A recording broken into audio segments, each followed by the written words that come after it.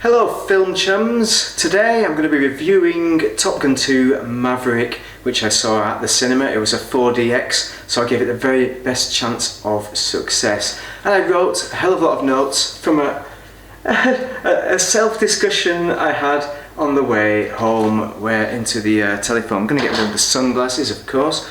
All relevant to Top Gun. So what is Top Gun 2 about? Basic premise is that you have Maverick returning in this film, and he's gonna act as a trainer, and they've got a special mission on the go. They've got a whole new set of new pilots, and you've got some past characters coming in as well. It's done overall, I think it's done well as a film, but I think it's let down as to Top Gun fans because it really lends heavily on the past, to the point that it's unbelievable, really, because the plot is exactly the same, even if the story is a bit different, and it grates a little bit on how much it copies the original, but it put these tweaks in, and so basically because the story is different, the plot doesn't really work in it, so you really need to take your brain out to watch this film and enjoy it. But nevertheless, you will have a good experience if you take it from that point of view. But if you're not a fan of Top Gun, just treat it as an action film with planes, and you can't go wrong at all. What else have we got? Well, we've got everything, the music, the characters. You've got the same actors in it, as well as the new actors as well, so it's the same from the music perspective. You've got Loggins and Faltermeyer in there, but you've also got some new ones like Lady Gaga and some other crap that I really don't care about. I think I would have preferred it if they just did a whole new sound score, forget the old, because it just reminded you how good Top Gun is by putting Loggins and Faltermeyer in there. So I think it was quite cynical as well, the way they worked the story. It was really meant to appeal to the old generation and the new generation, so people who liked Top Gun, people who are in their probably 40s and 50s now, and people who are in their 20s now who maybe haven't seen Top Gun, or they've seen it for the first time and don't quite understand the context. Oh, I should probably show you the t-shirt. It's not in there, is it? Top Gun t-shirt, because of the perspective. Ridiculous. It's all there. Anyway, so how does it all work? Well, the acting, first off, right, from an acting perspective, all the actors are great, maybe too good in some cases. Like I remember, like you had Barry Tubb. He was some kind of bull rider cowboy guy who wasn't really a proper actor, and he just said loads of random weird things, and you feel like he's ad-libbing there, like they must be getting close, I'm getting a hard on and stuff, and it's just completely irrelevant and nonsense, and it's of a sexual nature, and you kind of think that was funny, but it was very 80s. You don't have those kind of characters now. They're all, I assume, professional actors because they're all very good. So is the cinematography, because things have moved on with the quality of the video, so they have better resolution, they're capturing better images, and there's probably some merge with computer generation as well, with some of the crazy moves. I mean, yeah, I suppose that if anything, the criticism of the new film is that it's not as realistic with some of the moves that the jets perform, so it goes a bit overboard. I know Top Gun is overboard, but it was actual genuine military jets flying and doing kind of genuine business there in the original. So for me, the flight scenes were good, though. They were good overall. Just again, take your brain out, don't think about it too much, don't think about hard decks and how close the aircraft get.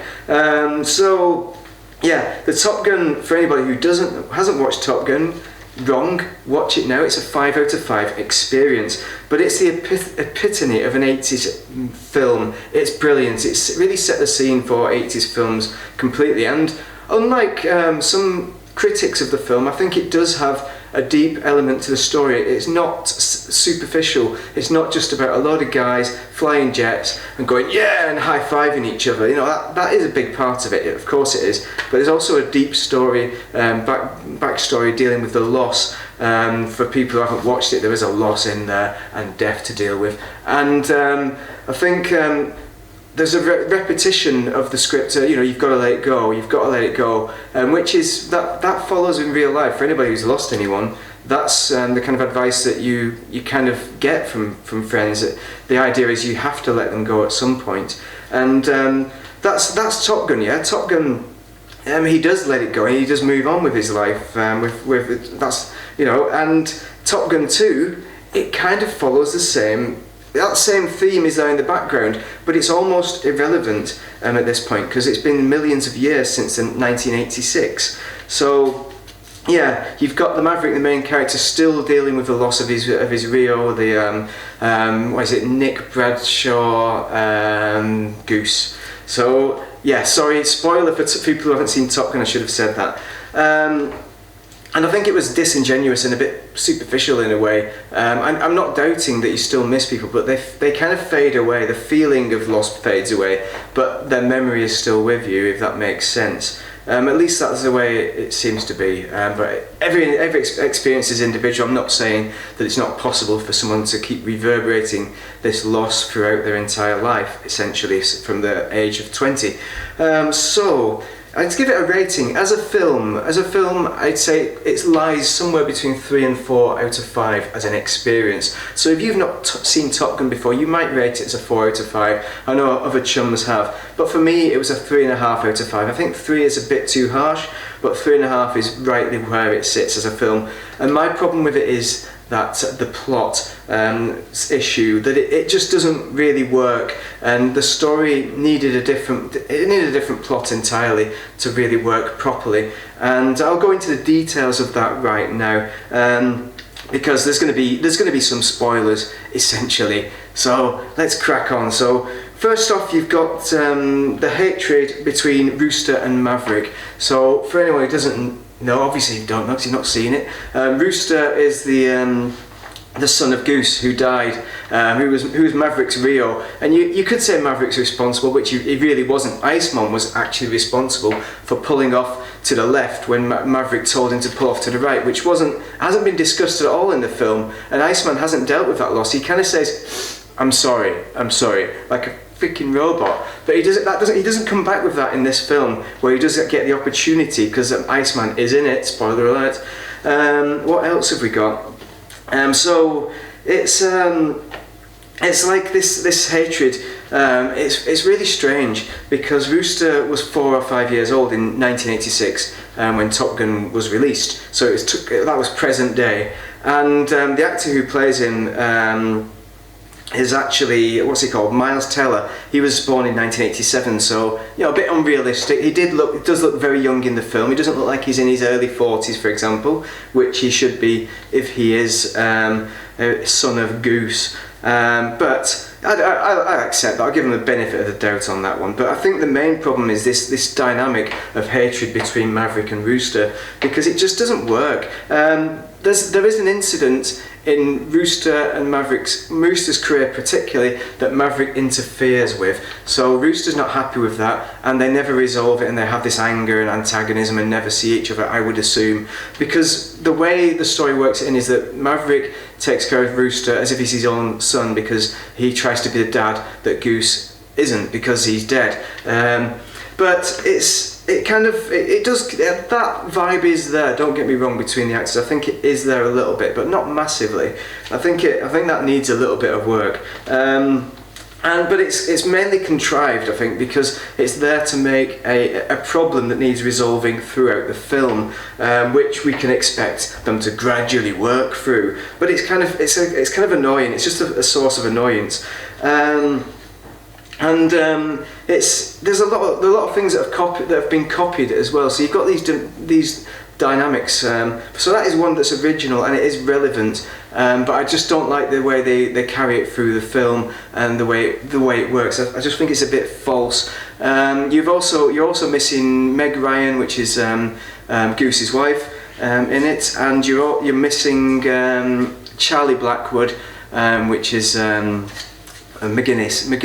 Kelly McGillis. I don't know why neither of those actresses are in it. Maybe it's just their looks or something. I really don't know. But I think it's kind of annoying. I think they could have put those actresses in the film. I think it's probably an anti-feminist kind of reason, because they've aged. I don't know how would you judge someone aging well, but Tom Cruise has aged well. You could say that because he's kept himself physically fit and all that, and that's part of the reason of Kelly McGillis put a bit of weight on. That's what happens when you're a parent and grandparent, I suppose. That's what life does to you. I think she could have still been in it though. Why not? Why not have her in it and have her as a backstory? Even there could have been all sorts of routes you could have gone there. You could have got her. She is still an actress, so she could have still been in it. So that's a shame. That's another thing. But yeah, the other contrived frictions. So you have the class. So in Top Gun, you've got the teachers and you've got the students. So the students in Top Gun 2, there's like an antagonism between the students. They all kind of hate each other. They're all bolshy, and they start off in this bar. It's really quite frustrating the way the film kind of starts. Well, it doesn't start in a bar actually. This is the Top Gun part of it. But the characters, the way they bounce off each other, they all seem to hate each other. So I don't get it. I don't get it at all. It doesn't really hold true, and it's to make. I mean, there is antagonism on courses in classes. There surely is, but not at this level. It's really exaggerated, and I found it frustrating. So, also the teacher and students. In the original film you had Viper and Jester teaching, Maverick and Goose and all the others, but you had a separation. You had the teacher-student relationship, very good in the first film, and it's like Viper looked away when he's telling people off. He never looked people in the eye, they do this with the other guy who's not Maverick, who does exactly the same thing annoyingly, and even maybe they knew each other, maybe he taught him, but it's really quite frustrating. But I think Maverick's relationship with them is less of a teacher, more of a colleague, which I kind of find annoying really. It doesn't super work, but yeah, I'm not sure about it. I'm really not sure. So yeah, what else is there? Yeah, when they meet in the bar first off, it's a bit annoying because the students are all being bolshy and all loud, and they've all got their Billy Big Balls, aren't they? I found that a frustrating kind of scenario. And Maverick's in the bar at the same time, and what he's trying to do is trying to chat up Penny Benjamin. For people who remember the original, Penny Benjamin was the Admiral's daughter, who he did a flyby. Maverick did a flyby past her, as well as two air control towers, I think. Yeah, I don't know. She is a much younger actress, Jennifer Connelly, born 1970. But I suppose she would have been about 15 or 16, so it's not out of the park completely. So let's say she's 18 when she met Maverick in the first film, so it's not completely unbelievable. But obviously she's thin, you know. She's well. She looks good, and I mean, what I mean is she's not overweight like Kelly McGillis. If she is, I don't know if she is. All the pictures, all the memes on the internet show her being overweight, but I really don't know if she is, to be quite honest, because I don't keep track of her career and her life. But yeah, this antagonism between the students, it's all completely artificial. And the other annoying bit as well, in the bar, you've got an antagonism between Penny Benjamin, who becomes a romantic interest, and Tom Cruise Maverick at the bar. And it exists because they have this background relationship, which is believable, you know, because she was in the original film. There was a relationship implied. But she's really confident and cocky and, you know, screw you kind of thing, which, I don't know, it's kind of good, but she's missing the feminist part that, not feminist, but the feminine side, which Kelly McGillis portrayed so well. She was really cocky, and not cocky, but really confident. Cocky isn't the word. She was really confident and in control of every situation, but she was not afraid to be feminine and girlish at times, and display a softer side to her character, as well as the confidence. I mean, you can have softness in confidence as well, which females do really well compared to men, who do a lot worse at that. So it's a shame that wasn't brought in any of the female characters, even the love interest, because there's a female pilot as well. That is excellent. She's really good. I don't know the actress, but she is very good. But she almost mirrors men with her attitude to begin with, and I think we could have seen more of her. I'm a bit disappointed she didn't feature more in the film, other than just another one of the guys. Oh yeah, speaking of dynamics, you get Goose's son of Goose. Now, personality-wise, he's a mirror of Goose, even though he shouldn't be a mirror of Goose. It doesn't make sense at all. It's completely unbelievable. But people might say, well, you've never met your father ever in your life. Let's say that scenario, but genetics defines that you end up exactly like them. Well, that could happen in real life, but I think that's all kind of anecdotal business. But let's take the Hollywood view that it's correct, and that's fine. But the actor, what's his face, is clearly copied Anthony Edwards, with his mannerisms and that, to make himself just like Son of Goose. But when he comes in, he's wearing a Hawaiian shirt. He's got his aviators tucked in his dude. I should have done that with my aviators. He's got them tucked in there, and basically he's wearing the same clothes as Goose would have worn. Rooster is basically Goose. Not only that, he gets on the piano and plays like Goose. Now, let's cycle back now. So we've got that scenario, Goose comes in, but while this is all happening, Maverick's at the back bar, he's chatting up Penny Benjamin, you know, all he says is, "Ooh, you look nice," and she dings the bell and says, "Yeah, you've disrespected me, that means you've got drinks are on you for everybody." And everybody in the bar knows this, everybody in the bar, so they all expect drinks, they all come to the bar, get drinks, but when this new class come to get drinks, they're all cocky like, "Hey Pops, give me my drink, man. 4 beers on you. Yeah, you're scum." It's kind of like, it's really annoying. It's a false thing because he's clearly a senior pilot from his dress. You know, you don't address a higher ranked officer like that. They're all lieutenants. And he's a captain, and you might assume that he's higher than captain. He wasn't wearing his uniform, but you would assume from his demeanour. And you know, and it's a bar full of pilots, frequented by pilots. So you would assume that the rank is there. But yeah, I found that annoying that there was no respect for rank. Maybe in the United States things are different outside of work with students, ranks, letting their hair down, that kind of thing. But in the UK it's not really like that.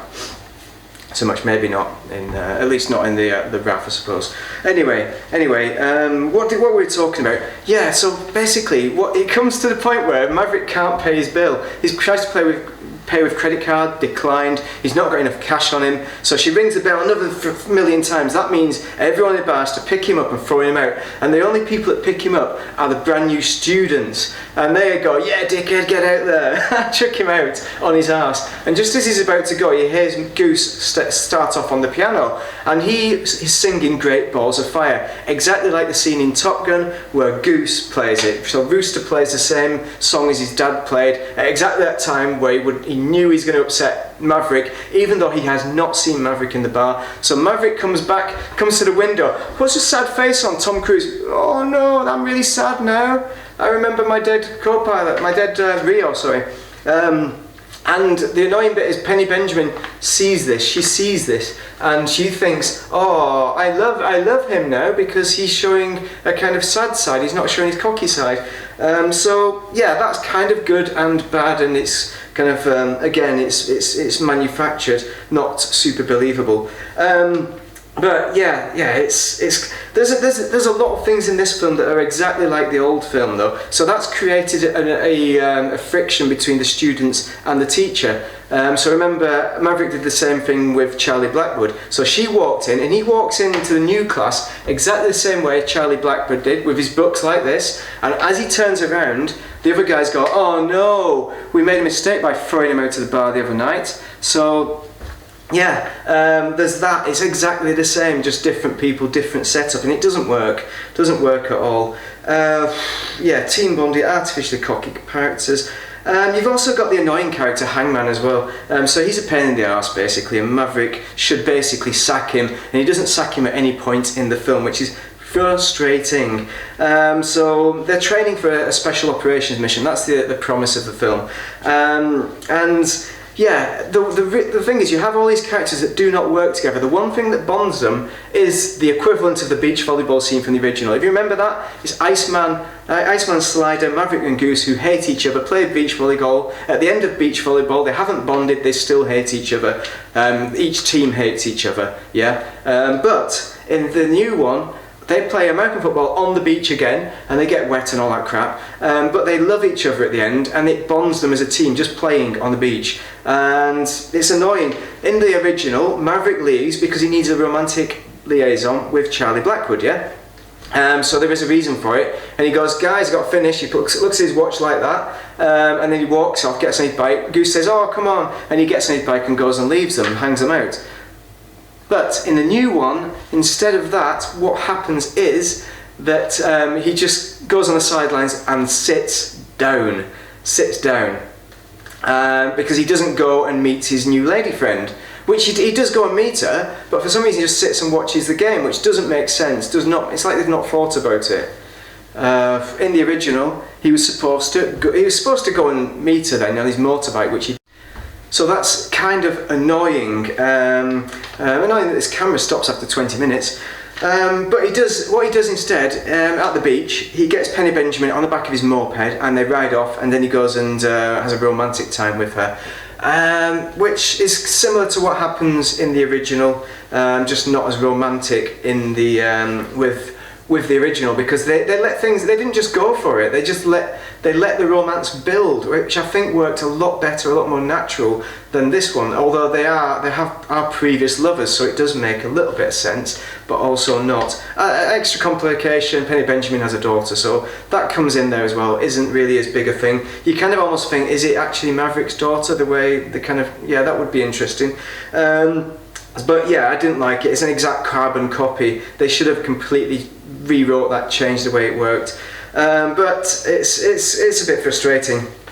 The other thing is as well, there was one good thing actually about being in the 4DX cinema. Back to the bar scene when Rooster pulls in and he punches. No, actually, the lady gets Rooster in the balls with the cue, and there's like a little person in the back of your 4DX cinema seat, and he cracks you in the back. But it's a good job he didn't crack you in the front, just saying. But that was really excellent about the 4DX. What wasn't good was that it urinated all over you with the water, and the movement is terrible as well. But yeah, I'm going to go back to the very start of the film now, just to talk about how Maverick ended up in Top Gun. He got kicked there because of something kind of naughty he did. So you have a new Blackbird type plane, faster Mach a million plane, and Maverick's a test pilot. The project is going to get dropped, people are going to get sacked, lose their jobs, so Maverick takes upon himself to fly the plane, even though they were only supposed to fly to Mach 9. I don't even know, is that even possible, Mach 9? The Blackbird was Mach 3.2, and what is it, the X-51, is that a rocket plane? I can't remember. Was that Mach 6.7? So Mach 10, that's completely unbelievable. Let's pretend it is believable though. But what he does, he takes off in the plane when this admiral's going to arrive to cancel the project, and he takes the flight anyway, and he pushes it to Mach 10, and the guy says, whatever you do not go past Mach 10, all we need is Mach 10, contract is guaranteed. He pushes it to Mach 1.10.1, 10.2, oh fair enough, warning lights come off at this point, and he carries on pushing it to 10.3, and the whole plane breaks out and he has to bail out. Somehow he survives that. Everyone else in the real world dies to Mach 10. You're not going to survive that. There's no way. There's absolute no way. You can't parachute out of Mach 10. You're just going to die. You're just going to burn up. I mean, you could see it on the outside of the plane. It was glowing red, which is kind of, you know, the heat on the Blackbird was enough that the metal expanded and the fuel was leaking out, pissing all over the runway when they used to land. And it also had a huge strut in the front, so when you're trying to land, you can't see what you're doing. So if you're trying to land on visual, you're not going to do it because all the windows are in the side. Yeah, I understand Mach 10, things are going to hit it, yeah, but Christ on a bike, why don't you have a shield that comes down when you're in the air that comes back up? A bit like, what we call Concorde. Yeah, that would have made a hell of a lot more sense, but no, that's unbelievable as well, the stupid strut at the front.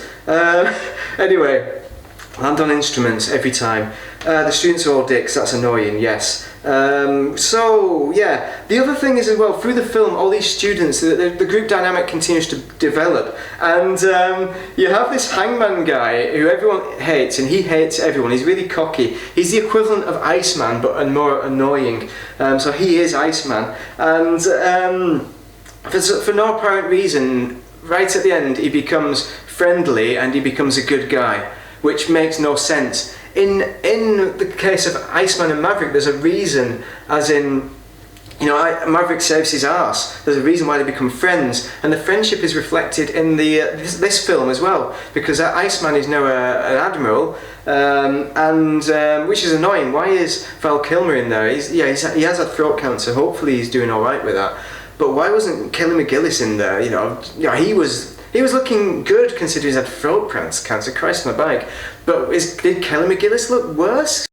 No, I doubt it. I doubt Kelly McGillis would have looked, yeah, she would have looked good on screen, as well as Val Kilmer, showing that people do age. I think that should have been done to make it really, you know, a complete film. I think they missed a trick there, definitely. But yeah, what else? So yeah, we had it was good. You know, it was kind of good. It was a good film, but you have to really take your brain out. And it wasn't clear. One annoying thing is it wasn't clear who was the best pilot in Top Gun the original. It was either Iceman or Maverick. Mass debatable, but Iceman, funnily enough, wasn't really the team player that he made out to be, and Maverick was. So for that reason, I'd go with Maverick being the best. Obviously, Maverick Reviews, is the best. But the annoying bit is the final mission. So we get to this point where they've got to do this top secret mission, but they don't have any practice before the mission. Well, they do actually. They don't practice the teams that are going to go. So you've got a backup team, and you've got a team that's going to do the mission. And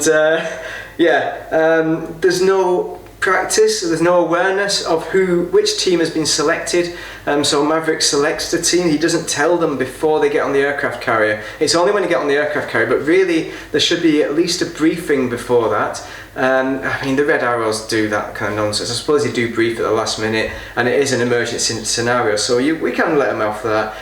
Yet let alone, they could have done it in VR though, with the teams that are going to do it. So, even the desert, because good conditions, but surely time came in to be the problem there. So where does that leave us really? I mean, as a film, I think it's good, and I think they've really set it up so they can have future Top Gun films. Maybe it's going to become like bloody Star Trek or Star Wars. But what I would say, if there is going to be another film, I really hope they just drop the previous film and start completely afresh. I think they could. The best place to do it would probably not be a mission, because that would mean you would take the current characters. Oh, you could have it mission based, so the current characters could go forward and go into a mission and have a film based on that, rather than based on Top Gun, and don't have Top Gun in it whatsoever. You don't even have Maverick in it. Maybe Tom Cruise wouldn't be in the next one, but it would be nice if Tom Cruise was in the next one in a way. If we had him in as an instructor, but do it properly this time. So you could have it where you have Tom Cruise as an instructor, and where he's in the scenario where he's instructing a whole new load of students. So that would mean taking the current new blood out of the film entirely. But I don't think there was enough character development on Goose. The Rooster. There was character development on Rooster, but it's a carbon copy of Goose, so it kind of doesn't count. And the other characters, there wasn't really a great deal of character development on those. It was like Hangman, he's a knob, but he becomes a non-knob at the end. I think with future films, I think we really need to change the plot entirely and focus on the new story, focus on new characters, and not so much on the old characters, because I think it really did ruin things where they could have done really well in this case. A quick review of the 4DX. The worst bit about it was that it was like a rodeo ride, with the sleets were going in opposite directions often to the action on screen, because it was brilliant cinematography on the flight scenes, but the 4DX tried to ruin it. So you have to sit straight, so that you barely move, because the movement was a massive distraction. But it's fine, I dealt with it. The water, you couldn't actually turn the water off, and apparently unless you turned both seats off either side, so it was still urinating all over me. That was annoying, especially in the boat scene. But a lot of the movement was exaggerated of the seas. The vibration was good, the midget punching you in the back was good, that's kind of good, but all you need really is a cinema with a decent screen, decent sound system, or even just a big screen. It's fine, just watch it in those. You don't need to watch it in a 4DX. I'd say watch it in an IMAX instead, because it will be a much better experience. Anyway, as I said, it's a 3.5 out of 5 experience. If you've enjoyed this review, which you probably haven't watched it this long, my rant about how it compares to the original Top Gun, but I hope you've enjoyed it. Thanks for watching. Have a great day. I'll also add a few scenes in, no doubt, to this with a bit of editing. Have a great day. If you are going to be watching the film tonight, then do enjoy it. Take your brain out. Don't think about it too much. It is a good film. It's well worth watching for sure. But thank you very much for watching. Give me your comments on what you think about it. We're having mass debate about how it compares to Top Gun, because I think that's essential to get the story, the ball rolling on that. Thank you very much for watching.